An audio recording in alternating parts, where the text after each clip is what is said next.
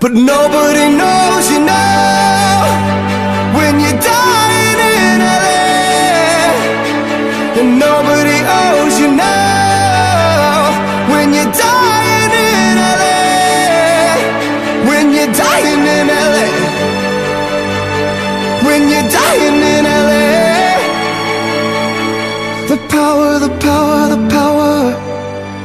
Oh, the power, the power, the power of LA.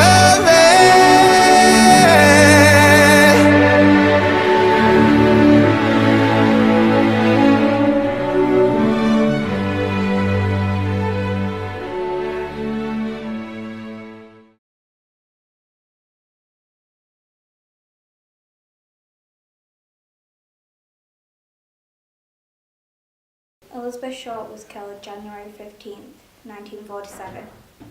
Her murder has never been solved, and this is why. Elizabeth Short was born in 1942 to a Cleo and Phoebe Short. They moved to Massachusetts when she was only a few months old, and then during the Great Depression, Cleo Short drove to a bridge and faked his suicide. So Phoebe raised Elizabeth and her siblings alone. Elizabeth grew up with lung and asthma problems. So when she was around 15, she had an operation on her right lung. And then she was sent off to Florida to live with other family there in the warm weather during the winter, because she was advised to do this so that her breathing could be better. And during her time, she developed a thing for people in uniform. So the Navy, the Army, anything with a uniform. And this comes in because when Elizabeth was 20, she was arrested for illegal driving, which she was under the influence of alcohol. One of the last people to see Elizabeth alive was Robert M. Red Manley, whose nickname was Red mainly because of his bright red hair. And he became friends with Elizabeth when he saw her standing on a corner. So he drove up to her, asked her if she was okay, offered her a lift and a meal. Elizabeth was a bit wary of this because it was a random man. But eventually she got in the car and became friends with him.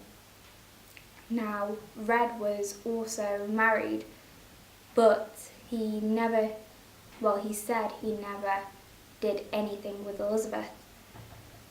He only ever paid for meals and to resole her shoes and smelt her perfume every now and then when she got in his car. And he dropped her outside of the Biltmore Hotel on January 9th and then became the missing week. So during the missing week, no one remembers anything about Elizabeth Short or ever sees her. And then January 15th came around and her body was discovered by a Betty Bersinger and her young daughter, Anne. Now, Betty Bersinger was on her way to get her shoes resoled with her young daughter when she came across a blank field. And at first she thought it was a mannequin, and then when she got closer, she saw the dead body of Elizabeth Short. Just shortly before she died, she met Mark Hansen, who is a suspect in this case, but according to police, has been cleared. Now, Mark Hansen was a nightclub owner, and he also charged Elizabeth $1 a night to stay in his house with him and other women. Now, the theory with Mark Hansen is that he had a thing for Elizabeth, and Elizabeth kept shooting him down. So everyone thinks, including the police, that Mark Hansen got Leslie Dillon to murder Elizabeth and then dispose of the body. and this has been disproved, although it is still a major theory.